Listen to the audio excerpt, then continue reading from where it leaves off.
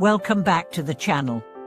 It's a joy to have you here again, as we continue to explore the hidden dimensions of everyday practice and how small, consistent actions can lead to profound inner transformation.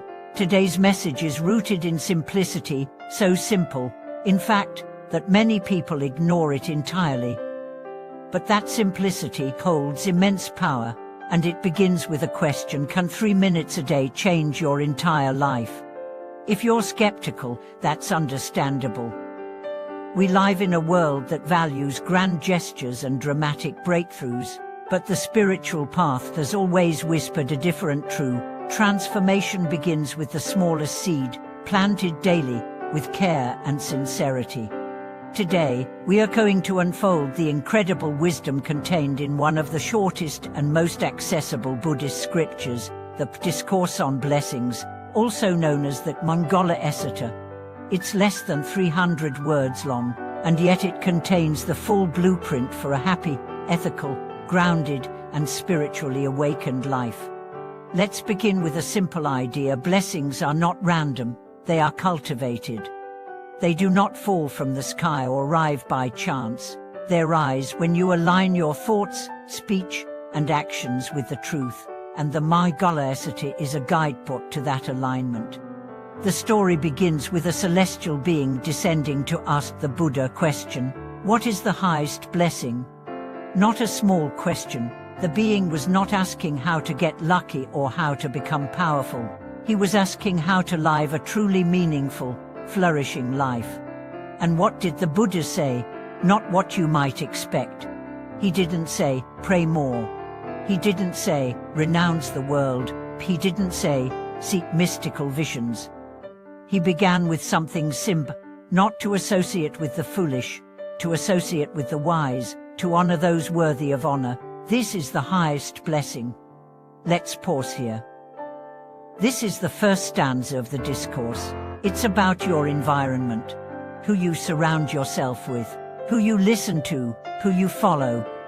Why? Because your company shapes your consciousness. Spend time with people who gossip, complain, and feed negativity, and you absorb their frequency. Spend time with people who speak with integrity, who live with humility, who care without agenda, and your own mind softens, opens, and elevates. This is the first step toward blessings. Choose your company wisely. Next, the Buddha speaks of living in a suitable location, having done good deeds in the past, and directing oneself rightly. Again, it's practical. Are you in a place that supports your well-being? Are you planting good seeds through your actions? Are you aiming your life toward what matters? Blessings, you see, are not a reward, they are a result of clear intention, wise action, and spiritual alignment. As the discourse unfolds, the Buddha lists more causes of blessing: learning, craftsmanship, discipline, speech that brings joy, caring for your parents, cherishing your family, and engaging in work that does not harm others. There's no mention of mystical powers or ascetic hardships. Just simple, ethical living. Why? Because real spirituality is not escape, it's embodiment. It's how you live, not just how you meditate.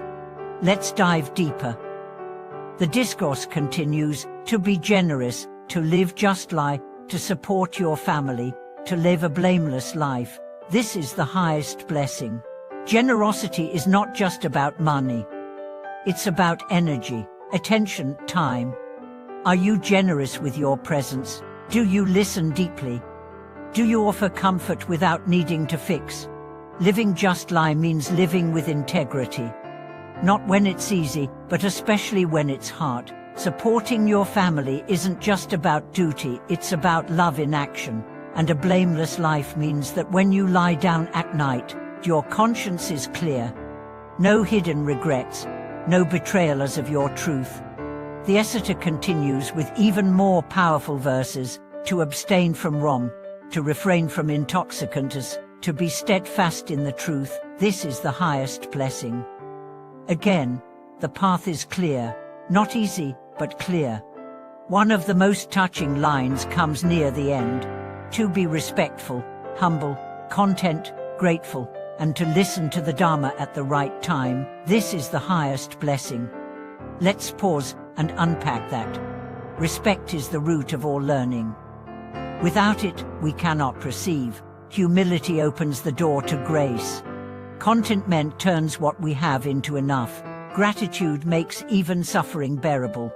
And listening to the Dharma, truth, wisdom, spiritual teachings at the right time, means being open when life is teaching, not just when we feel ready.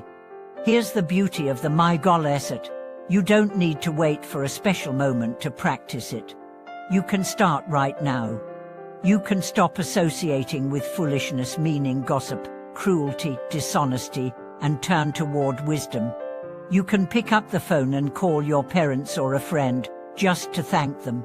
You can walk through your home with gratitude. You can work with integrity. You can eat with mindfulness.